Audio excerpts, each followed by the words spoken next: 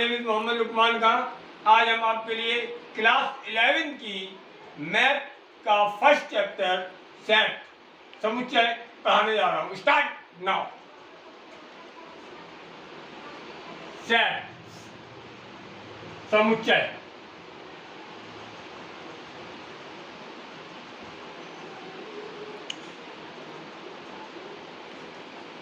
समुच्चय जिसका इस्तेमाल आपके ज्यामिति में होता है,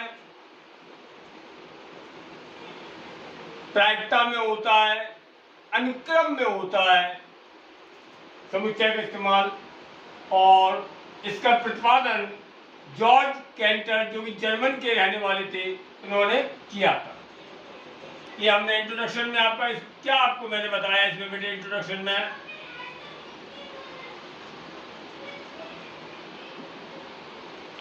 समुच्चय सिद्धांत का इस्तेमाल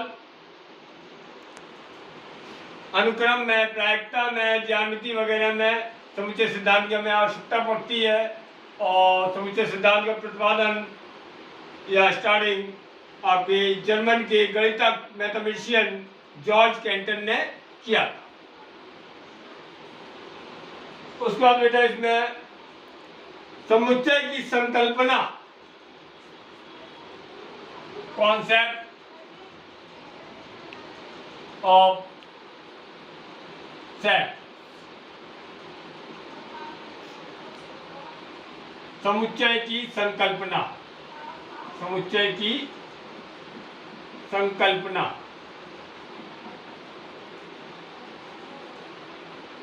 यह हमारा प्रस्तावना हो गया था बेटे।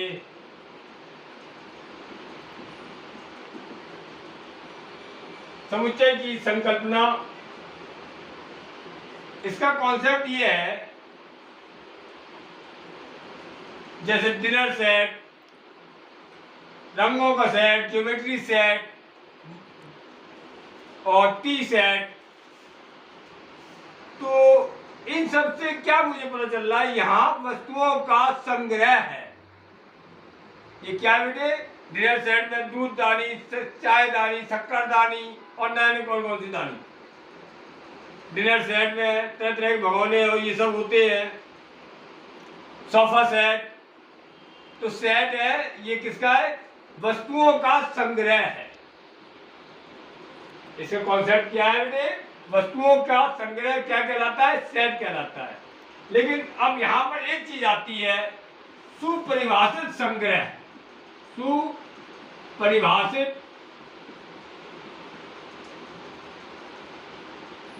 संग्रह, well defined collection, well defined collection.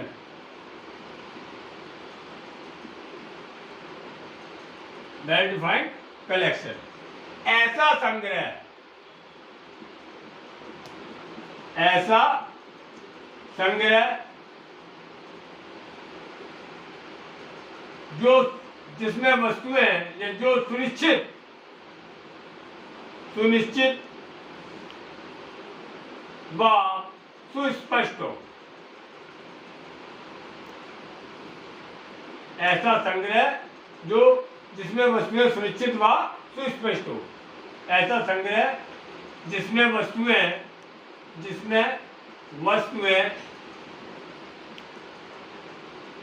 सुनिश्चित व सुस्पष्ट हो। अब सुनिश्चित, इसको समझ लो बेटे। सुनिश्चित,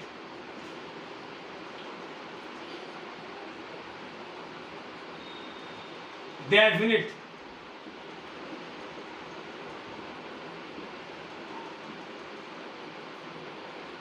डेफिनिट बेटे।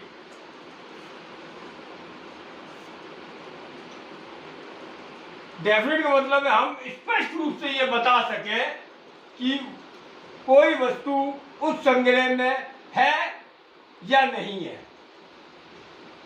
हम स्पष्ट रूप से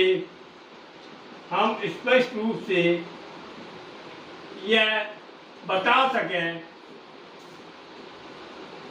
कि कोई वस्तु उस संग्रह में सम्मिलित है या नहीं है, सम्मिलित है या नहीं है, ये मतलब है हमारा सुनिश्चित का, डेफिनेट का, कि हम स्पष्ट रूप से, क्लियर रूप से ये बता सकें कि कोई ऑब्जेक्ट उस कलेक्शन में मौजूद है या नहीं, इंक्लूड है या नहीं है। दूसरा हमारा सुस्पष्ट,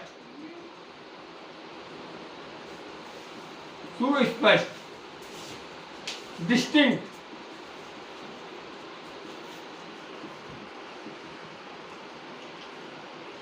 संग्रह में दो अथवा दो से अधिक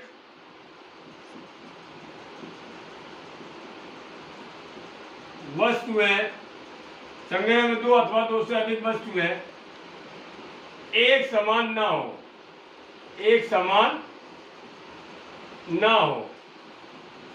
एक जैसी ना हो, कलेक्शन में दो या दो से अधिक ऑब्जेक्ट एक जैसे ना हो, तो उसे हम क्या कहते हैं, डिस्टिंक्ट कहते हैं।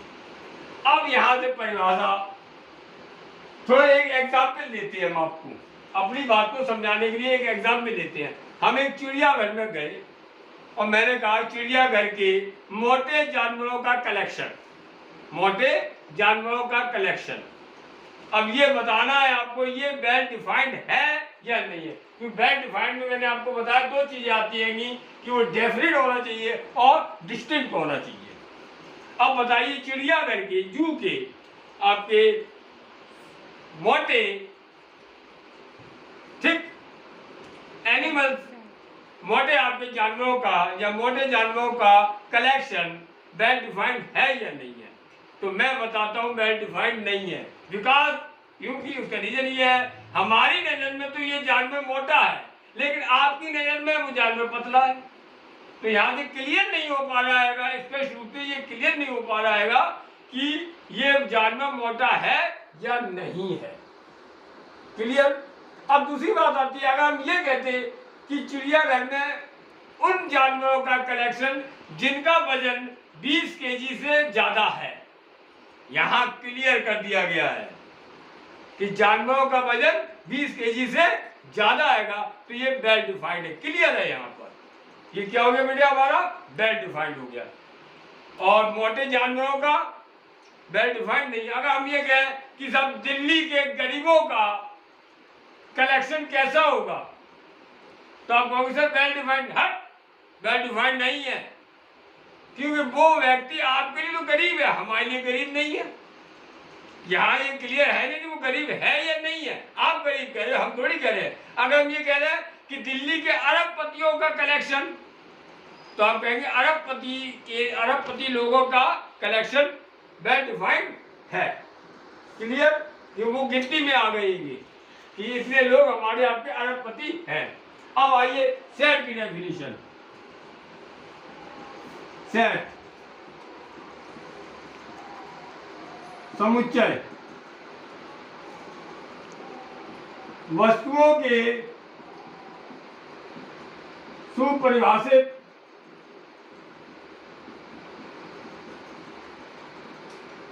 संग्रह को समुच्चय कहते हैं, वो समुच्चय कहते हैं।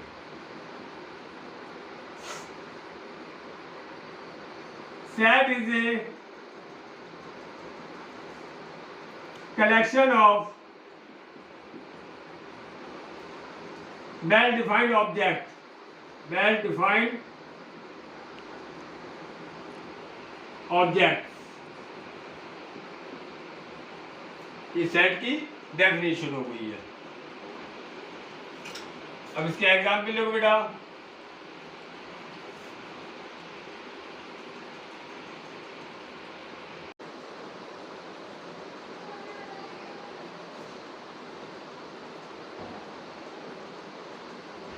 अब इसमें आपके सेट में क्या लिखते हैं, वस्तुओं यानी कि आपके मनुष्यों के विचारों को लिखते हैं। संख्याओं का सेट होता है, चिन्हों का सेट होता है, साइन अक्षरों का सेट होता है। तो सेट के एग्जाम्पल में हम क्या दे सकते हैं? आपके चिन्हों का मतलब sign, plus minus, multiply, divide, इनका, लेटर्स का, और ऑब्जेक्ट की फिजिकल स्टेट का, भौतिक अवस्थाओं का, वस्तुओं की भौतिक अवस्थाओं का, मनुष्य के विचारों का, ये सब हमारे आपके सेट के अंतर्गत आ जाते हैं। जैसे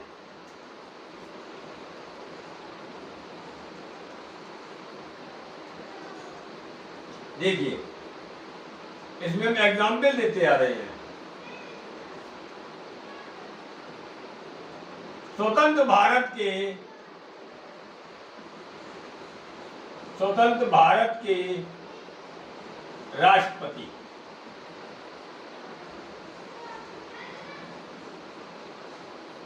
यानी यहां लिख सकते हैं समुच्चय के उदाहरण, समुच्चय के उदाहरण लिखना हम बाद में सिखाएं। पहले यहां थोड़े आपको अपनी बात क्लियर कर रहे हैं। समुच्चय उदाहरण में देखिए, हमने लिखा है समुच्चय के उदाहरण में बेटे स्वतंत्र भारत के राष्ट्रपति। बात क्लियर है? क्लियरिटी पता चलना चाहिए सेट में, तभी तो हम कहेंगे वेल डिफाइंड है। कुछ एग्जाम्पल ऐसे भी देंगे कि हमें पता जाएगा ये वेल डिफाइंड नहीं है। तो स्वतंत्र भारत के राष्ट्रपति, तो सीधी बात है, उंगलियों पे गिन सकते हो। 1947 में हमारा देश आजाद हुआ, उसके बाद कितने राष्ट्रपति हुए हैं उनको हम बता सकते हैं। बात क्लियर है? x² - 5x + 6 = 0 के मूलों का समुच्चय।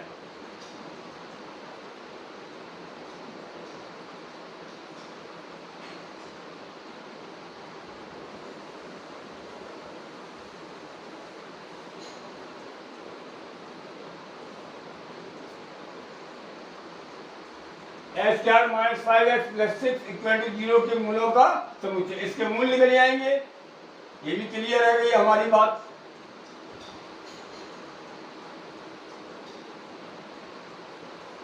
तीसरा है, जैसे हमने कहा कोई संख्या ले ली 210, संख्या 210 के अभाज्य गुणनखंडों का समुच्चय। बात सही है? 210 के हम अभाज्य गुणनखंड करेंगे तो क्या होगा बेटे? 105, 7, तो इसकी यही तो हुआ ना, 2, 3, 5, 7 अभाज्य गुणनखंड। ये भी हमारा आपके सेट है। कोई संख्या रिपीट नहीं है। बात क्लियर है? ये आज ले लेंगे, 10 साल के बाद भी निकालेंगे तब भी इतना निकलेगा, 100 साल बाद भी निकालेंगे, अगर इसके हम प्राइम फैक्टर निकालेंगे 210 नंबर के तब भी यही निकल के आएंगे। तो बात क्लियर है ना? यहाँ क्लियरिटी ही तो बता रहे हैं, वेल डिफाइंड ही तो प्रूव कर रहे हैं। अब यहाँ पे अगर मैं एक एग्जाम्पल दिया और आपसे कहा इटावा के करोड़पतियों का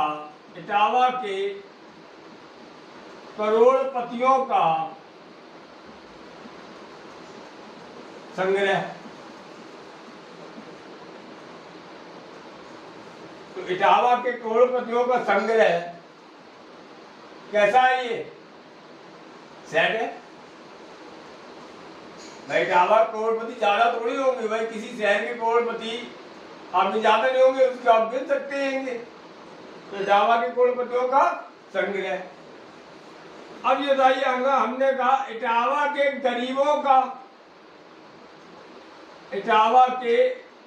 गरीबों का संग्रह। इटावा के गरीबों का संग्रह समुच्चय नहीं है, समुच्चय नहीं है, क्योंकि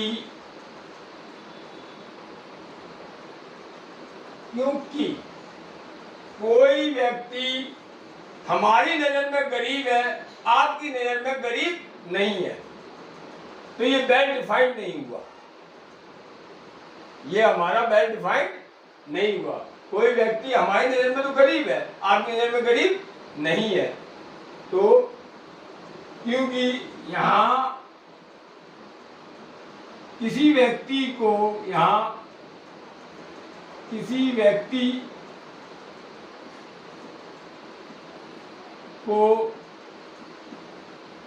स्पष्ट रूप से गरीब नहीं कहा जा सकता है। यहाँ किसी व्यक्ति को स्पष्ट रूप से गरीब नहीं कहा जा सकता है।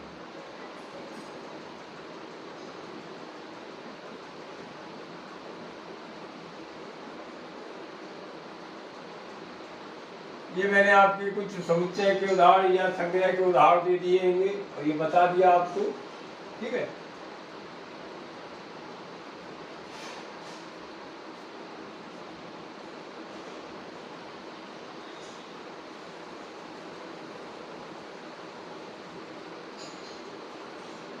अब देखिए notation of set, notation of set देखो बेटा,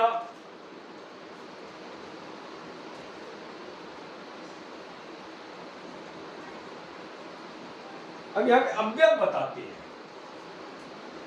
समुच्चय के अवयव, समुच्चय के अवयव, अवयव को कहते हैं एलिमेंट, समुच्चय के अवयव, सेट के अवयव, सेट के एलिमेंट। सुपरिभाषित कलेक्शन में, वेल डिफाइंड कलेक्शन में जो ऑब्जेक्ट इंक्लूड होते हैं, शामिल होते हैं, मौजूद होते हैं, उन्हें हम सेट के एलिमेंट कहते हैं, मेंबर कहते हैं, सेट के एलिमेंट कहते हैं, सदस्य कहते हैं, मेंबर कहते हैं, समुच्चय के अवयव, ठीक है। सुपरिभाषित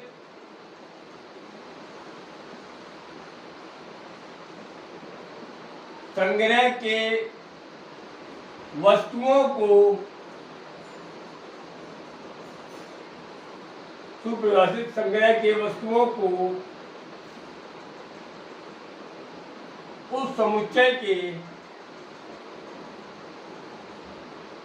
अवयव कहते हैं।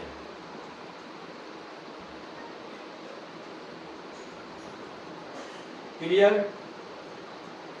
सुपरिभाषित संग्रह के वस्तुओं के उस समुच्चय के अवयव कहते हैं।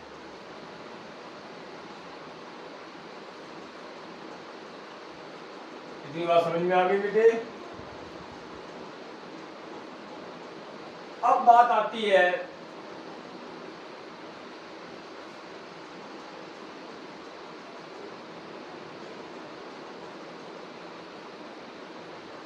समुच्चय का निरूपण।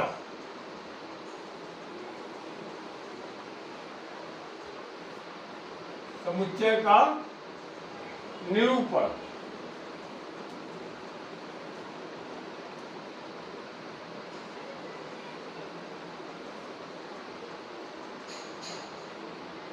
इसमें एक चीज और देख लीजिए बेटे,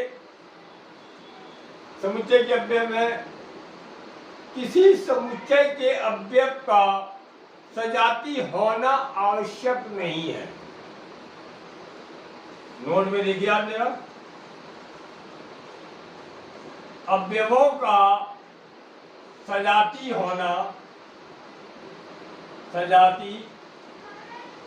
होना, सजाती मतलब लाइक,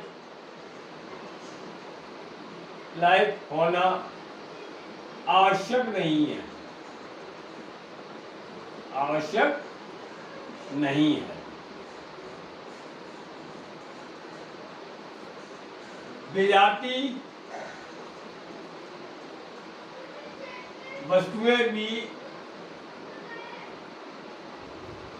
समुच्चय की अवयव होती है, समुच्चय की अवयव होती है।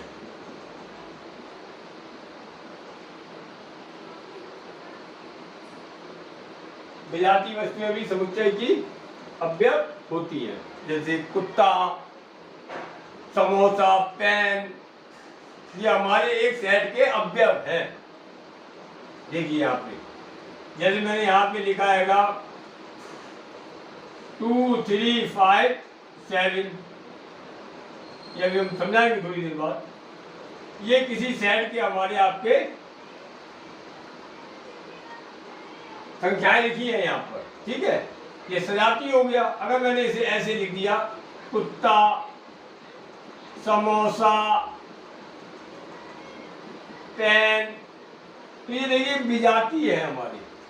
ये भी किसी सेट के एलिमेंट होते हैं, ये भी एलिमेंट है।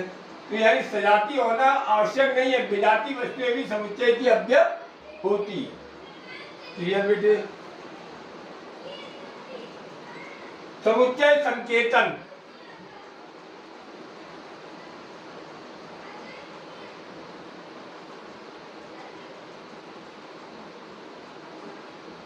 समुच्चय संकेतन, सैड नोटेशन, सैड नोटेशन।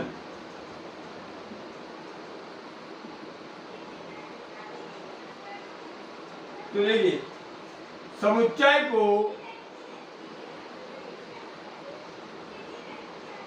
समुच्चय को अंग्रेजी वर्णमाला के,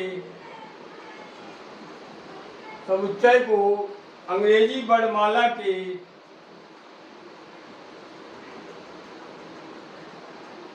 यानी सेट को इंग्लिश अल्फाबेट के कैपिटल लेटर से रिप्रेजेंट करती है। समुच्चय को अंग्रेजी वर्णमाला के बड़े अक्षरों से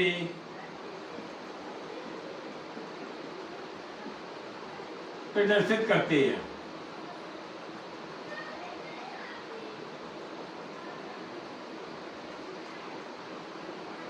जैसे A B C D X Y Z, समुच्चय को इंग्लिश अल्फाबेट के कैपिटल लेटर से प्रदर्शित करते हैं। अवयवों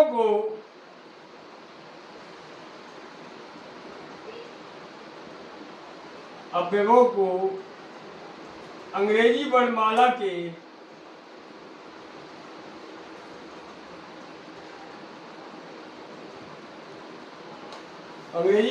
के छोटे अक्षरों से प्रदर्शित करती है, छोटे अक्षरों से लिखते हैं, बड़े अक्षरों से लिखते हैं, बड़े अक्षरों से लिखते हैं।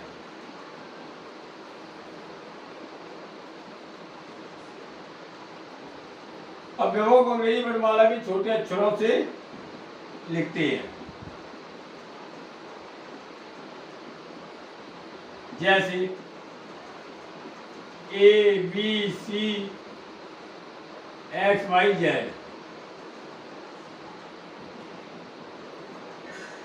क्लियर?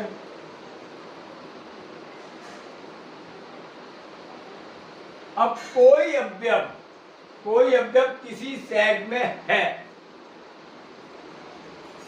समझना कि इसको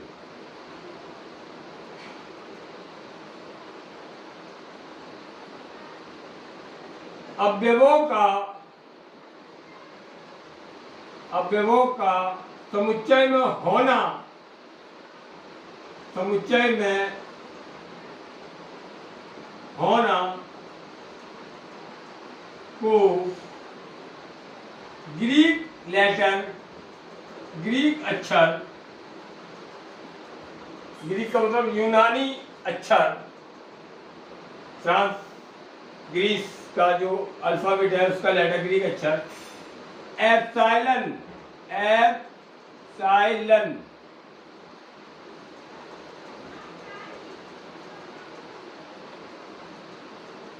से प्रदर्शित करती है।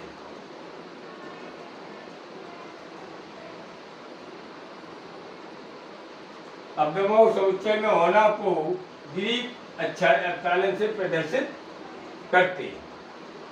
जैसे अब कोई सेट हमारा ये है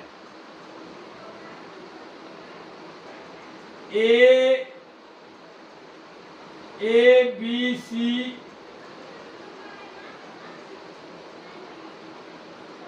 ये, तो आप इसे लिखेंगे ए एप्सिलॉन ए।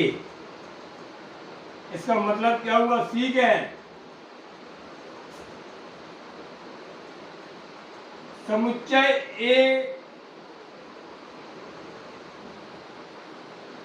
का अवयव ए है। समुच्चय ए का अवयव, समुच्चय ए का अवयव ए है। ये क्या बता रहा है? अवयव ए है। ये और भी लिख सकते हैं, समुच्चय ए का, समुच्चय ए का सदस्य, अवयव को हम एलिमेंट भी कहते हैं, सदस्य ए है। और क्या लिख सकते हैं इसे? समुच्चय ए में ए है, समुच्चय ए में ए है।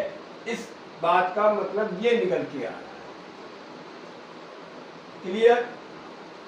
अब अगर यहां पर हम ये चीज क्या है,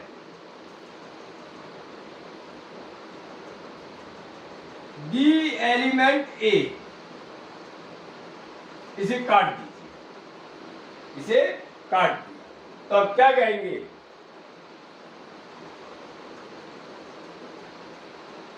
आप इसे कहेंगे ऐसे, समुच्चय ए का अवयव डी नहीं है, समुच्चय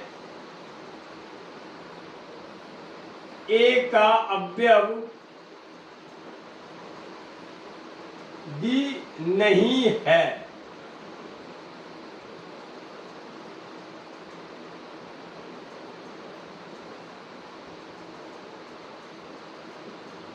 समुच्चय ए का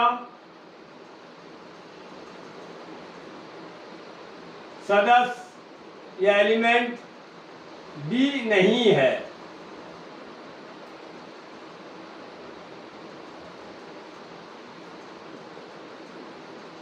समुच्चय ए में डी नहीं है। एक ही बात है, ए एप्सिलॉन ए एप्सिलॉन ए। आप देख सकते हैं ये ए समुच्चय है, क्या ये समुच्चय ए, समुच्चय ए बराबर ये। तो आप यहां देख सकते हैं इस समुच्चय में 3 एलिमेंट है ए बी सी, लिख सकते हैं, और डी नहीं है तो हमने ये डी ए का एलिमेंट नहीं है। बात क्लियर हो गई है? चलिए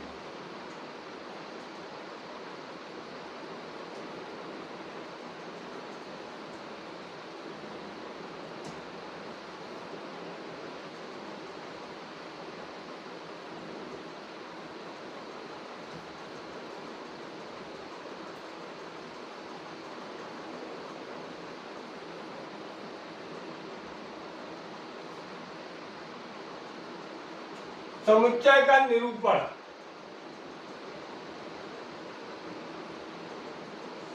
समुच्चय का निरूपण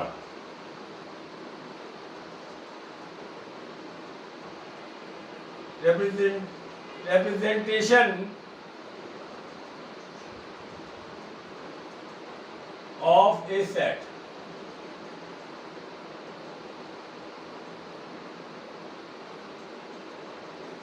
समुच्चय का निरूपण। समुच्चय के निरूपण की दो विधियां हैं, या सेट को रिप्रेजेंट करने के दो मेथड हैं। एक, इसकी दो विधियां हैं, इसकी दो विधियां हैं।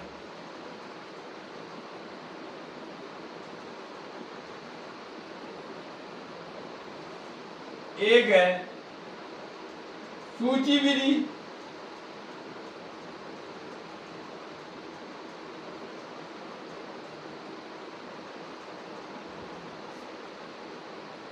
सूची विधि या रोस्टर विधि,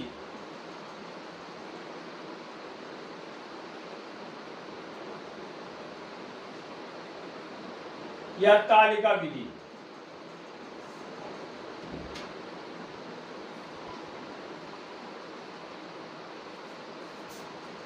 सूची विधि या रोस्टर विधि या तालिका विधि, अंग्रेजी में से कहते हैं लिस्टिंग मेथड, रोस्टर मेथड और tabular method. Tabular, roster, tabulation, वो लिस्टिंग।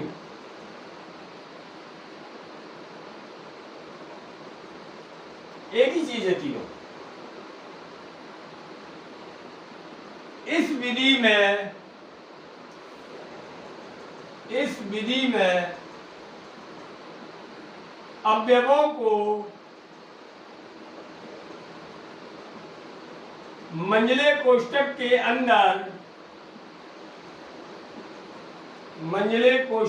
अंदर, मंझला कोष्ठक हमारा क्या होता है?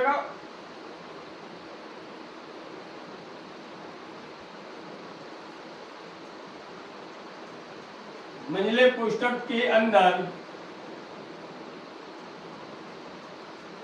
इस विधि में अवयवों को मंझले कोष्ठक के अंदर अर्धविराम लगाकर, अर्धविराम जिसे हम कहते हैं कॉमा, अर्धविराम को क्या कहते हैं?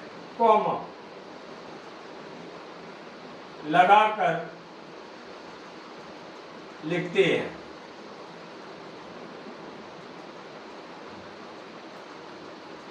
जैसे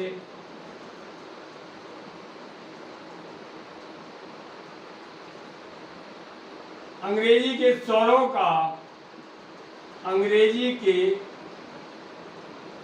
स्वरों का जिसे हम वॉवेल्स कहते हैं का समुच्चय। अब इसको हम सूची विधि के द्वारा लिख रहे हैं।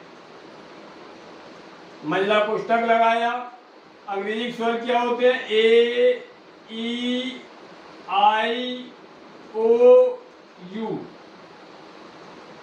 बंद कर दिया। क्या कर दिया बेटे? बंद कर दिया। ये विधि हमारी कहलाती है सूची विधि या रोस्टर विधि या तालिका विधि, मतलब listing method, roster method, tabular method. इसमें हम क्या करते हैं कि एलिमेंट्स को, वस्तुओं को हम कर्ली ब्रैकेट में कॉमा लगाकर, मंझले कोष्ठक के अंदर कॉमा लगाकर लिखते हैं। चलिए, दूसरी है हमारी आपके गुण विधि।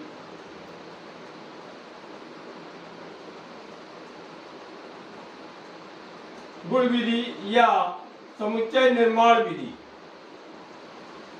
समुच्चय निर्माण विधि। गुण विधि मतलब property method,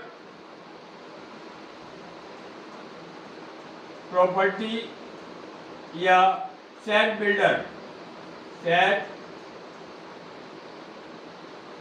builder method, property method और सेट बिल्डर मेथड, ये दोनों एक ही है। अब देखिए, इस विधि में हम अवयवों को मंझले कोष्ठक के अंदर इस विधि में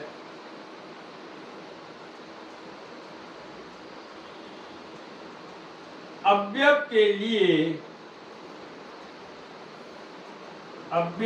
लिए किसी स्वैच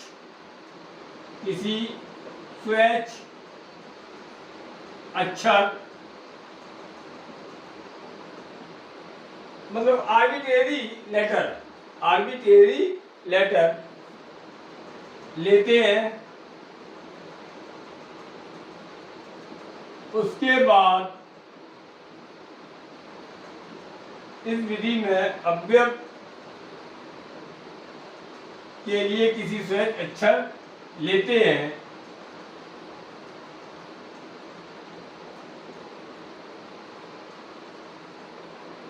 मंझले कोष्ठक के अंदर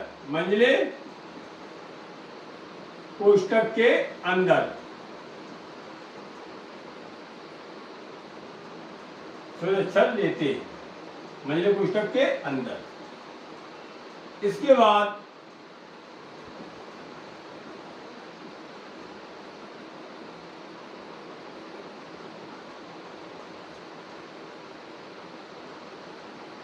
दो बिंदी बनाएंगे या एक डंडा, इसे कहते हैं सच दैट या कॉलन। ये क्या कहलाता है? कॉलन।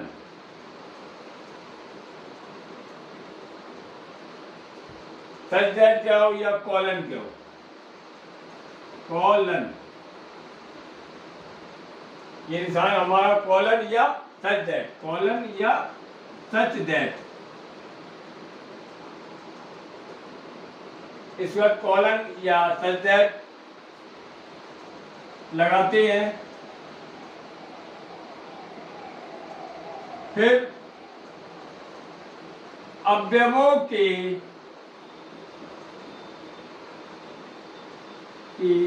किसी विशेष गुण, अवयवों के किसी विशेष गुण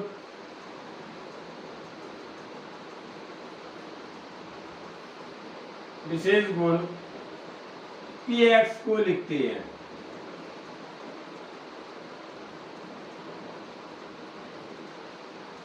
जैसे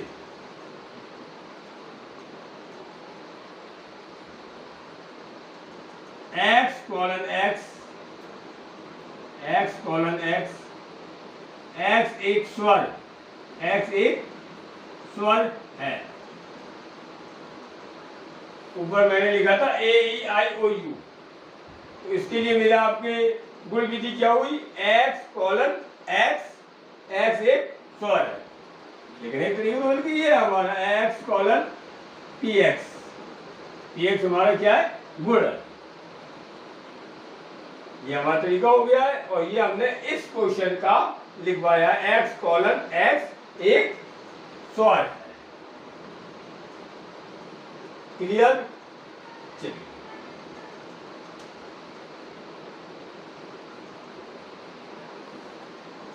अब देखिए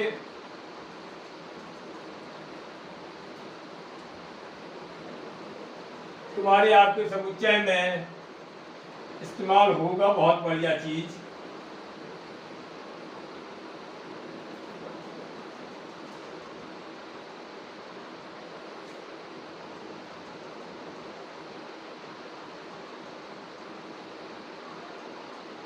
समुच्चयों के संकेतन देखो जरा। Number 1 n i plus Z plus बराबर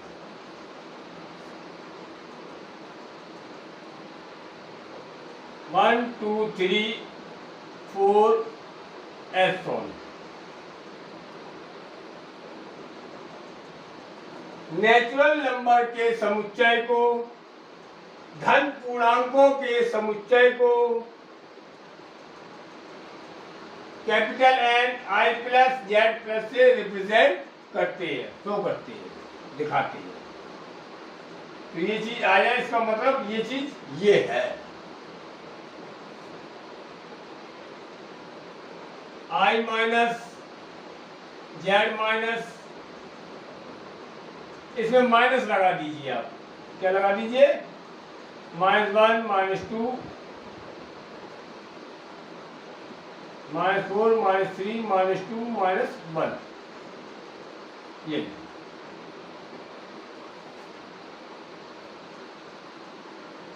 I Z, इसके लिए देखिए -4 -3 -2 -1 0 1 2 3 4 सभी ऋण पूर्णांकों का समुच्चय को हम I - Z- से लिखते हैं और पूर्णांकों के समुच्चय को हम I से या Z से लिखते हैं। W होल नंबर अगर नेचुरल नंबर में हम 0 लगा देंगे तो हमारा बन जाता है होल नंबर, जिसे हिंदी में कहते हैं पूर्ण संख्याएं। 0 1 2 3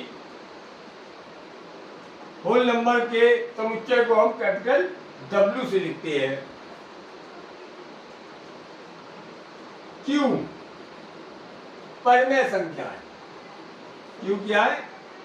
परमेय संख्याएं। x:x बराबर P/Q, जहां P, Q एलिमेंट है I के। समझिए, यहां P, Q एलिमेंट, ये मैंने बताया था ना कि P, Q I का एलिमेंट है, अवयव है, तथा Q is not equal to 0। मैं आ गया x बराबर P/Q, जहां P, Q I के एलिमेंट है, अवयव है, तथा Q 0 के बराबर नहीं है। चलिए भाई, Q के बाद आता है T। क्या चीज? T। ये परमेय संख्याओं का लिख दें क्या?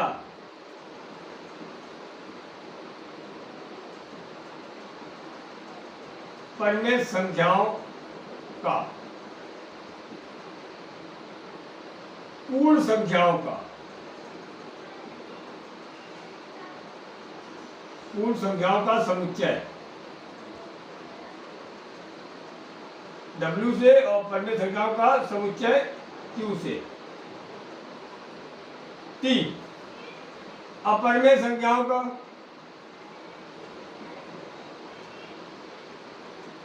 अपरमेय संख्याओं का समुच्चय।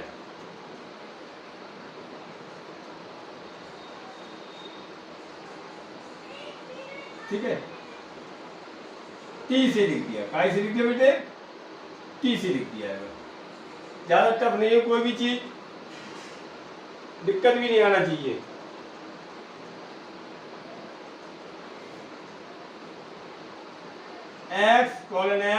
x एलिमेंट है R का, वास्तविक संख्याओं का, अभी हम लिखेंगे, तथा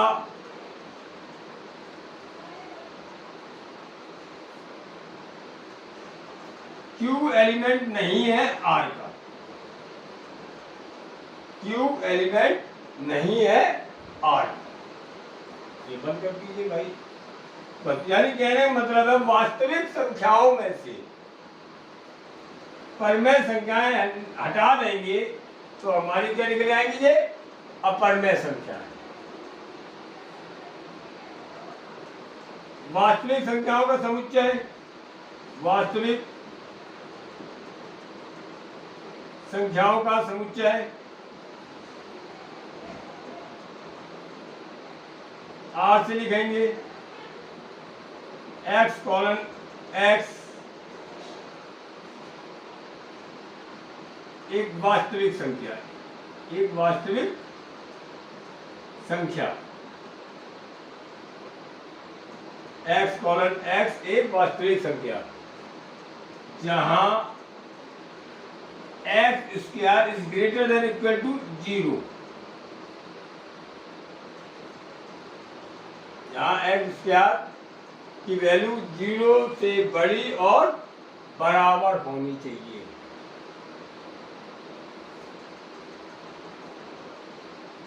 क्लियर बेटे? अब अगर इसमें छोटी छोटी बातें आ जाए, आर प्लस एक और ले ले,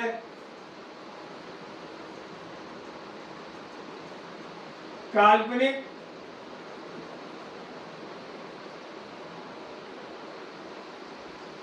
काल्पनिक नहीं, सम्मिश्र, ये रियल नंबर का हो गया भाई, सम्मिश्र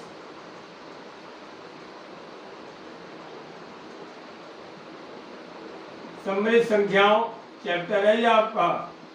सम्मिश्र संख्याओं मतलब कॉम्प्लेक्स नंबर, कॉम्प्लेक्स नंबर का समुच्चय।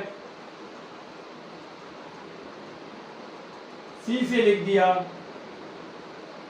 x कॉलन x बराबर a प्लस आई बी, जहां a comma b element r का, a comma b element r और i equal to root minus 1।